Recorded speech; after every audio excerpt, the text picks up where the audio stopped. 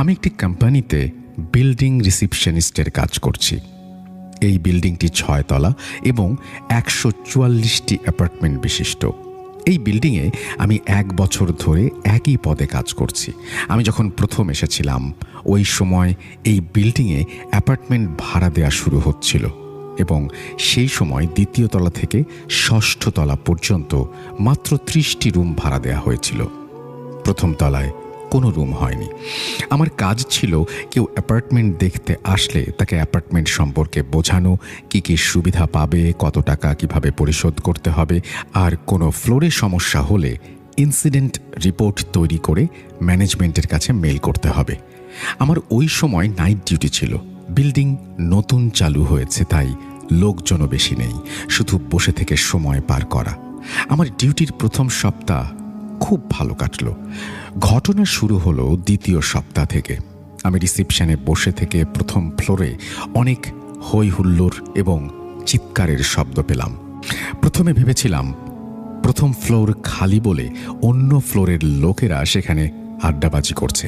আমি তাদেরকে বলতে যাচ্ছিলাম এভাবে শব্দ করা উচিত নয়, তাহলে অন্যরা বিরক্ত বোধ করবে। আমি প্রথম ফ্লোরে গিয়ে এক প্রান্ত থেকে অন্য প্রান্ত পর্যন্ত দেখলাম, কিন্তু কাউকেই পেলাম না।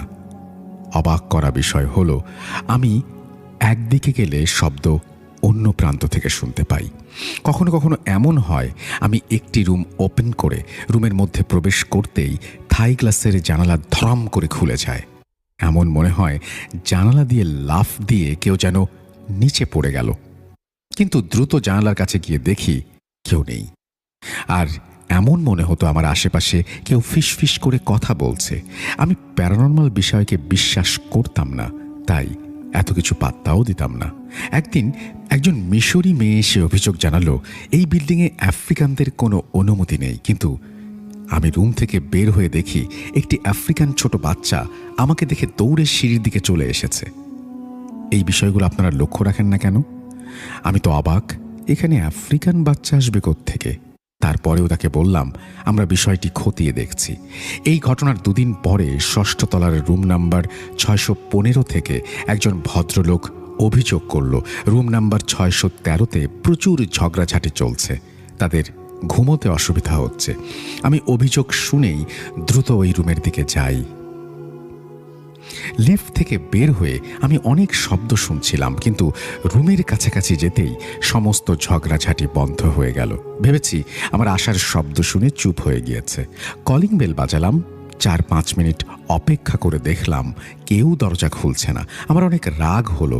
নিচে আসলাম, ভাবছি ম্যানেজমেন্টের কাছে অভিযোগ জানাবো। তখন কম্পিউটার চেক করছি রুমটি কার নামে আছে, কিন্তু অবাক করা বিষয় এই রুমে কেউ নেই। এটি একটি খালি রুম। আমি চাবি বক্সে গিয়ে দেখলাম এই রুমের চাবি বক্সেই আছে। নিশ্চিত হবার জন্য রুমটি খুলে চেক করার সিদ্ধান্ত নিলাম। চাবি নিয়ে রুমটি খুলতেই একটা প্রচণ্ড গরম বাতাস আমাকে ধাক্কা দিয়ে বের হয়ে গেল এবং কেমন যেন একটা আষ্টে গন্ধ নাকে লাগলো। এই রুমটি 2BS রুম, একটু বড়।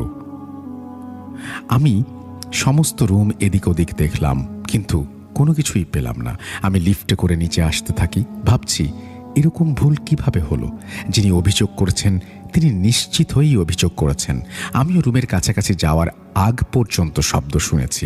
গ্রাউন্ড ফ্লোরে লিফট আসলো, কিন্তু আমি লক্ষ্য করে দেখলাম অনেকটা সময় হয়ে গিয়েছে, দরজা খুলছে না। ভাবলাম হয়তো কোনো সমস্যা হয়েছে। ভেতর থেকে চেষ্টা করছি দরজা খোলার, কিন্তু এমন সময় লিফটের ভেতরে লাইট বন্ধ হয়ে গেল। বুঝতে পারলাম বিদ্যুৎজনিত সমস্যার কারণে লিফটের দরজা খুলছে না। আমি একটু ভয় পাই, কারণ এর আগেও অন্য একটা বিল্ডিং এরকম সমস্যায় পড়েছিলাম। ওই সময় 2 হাতে 2 দিকে লিফটের দরজাকে প্রেসার দিয়ে খুলে ফেলেছিলাম। তাই দরজা খোলার চেষ্টা করছি, কিছুতেই দরজা খুলতে পারছি না। এমন সময় বুঝতে পারলাম আমার ঘাড়ের ওপর কেউ নিঃশ্বাস ফেলছে। পেছনে ফিরে তাকানোর কোনো সাহস পাচ্ছি না। হাত পা অবশ হয়ে যাচ্ছে, পিঠের শির দাঁড়াবে ঘাম নামছে। আমার কানে ফিস ফিস করে একটা শব্দ আসছে, এখনো স্পষ্ট মনে আছে। বারবার শুধুই এই শব্দটি আমি শুনতে পাচ্ছিলাম।